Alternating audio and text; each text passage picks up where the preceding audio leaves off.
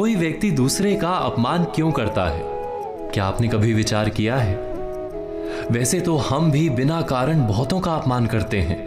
हमारा अपना अपमान भी बहुत बार होता है। संसार का सारा व्यवहार एक दूसरे का अपमान करने पर टिका है। जैसे पति अपनी पत्नी का अपमान करता है, पिता अपनी संतानों का अपमान करता है, नौकरी देने वाला अपने नौकर का अपमान करता है, अर्थात जो भी बलवान है वो निर्बल का अपमान करता है।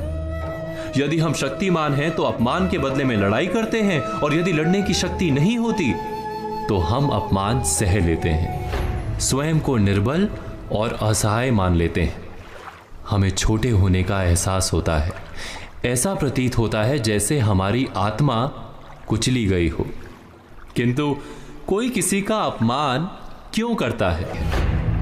जब अपमान होता है तो मनुष्य को अपनी निर्बलता का एहसास होता है, और निर्बलता का बोध मनुष्य को कुचल देता है। वो अधिक से अधिक निर्बल बन जाता है, अत्याचार सहने की आदत सी पड़ जाती है, आत्मविश्वास का नाश हो जाता है। और जब आत्मविश्वास नहीं होता तो मनुष्य शराब और जुए जैसे व्यसनों में सुख ढूंढता है, मन से रोगी बन जाता है।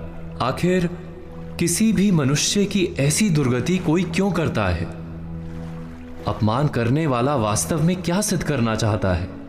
कभी गहराई से विचार किया है? वास्तव में हम किसी का अपमान करते हैं उसकी निर्बलता सिद्ध करने के लिए, ये बताने के लिए कि हम अधिक शक्तिमान हैं। अर्थात वास्तव में अपमान करने वाला स्वयं अपने आप को शक्तिमान या बलवान सिद्ध करने का प्रयास कर रहा है।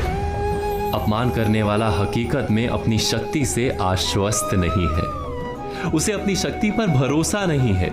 दूसरों को चुनौती देकर वो अपनी शक्ति पर विश्वास प्राप्त करने की कोशिश करता है।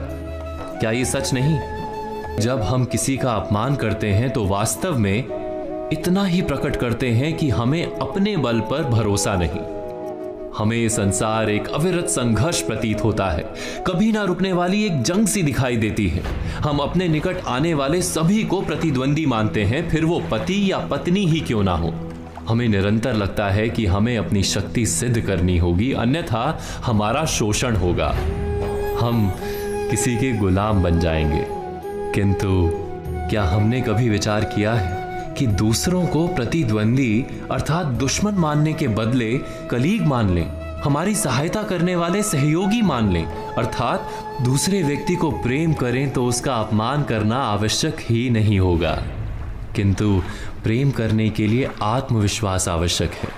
जिसे अपनी शक्ति पर विश्वास नहीं, वो प्रेम कर ही नहीं सकता।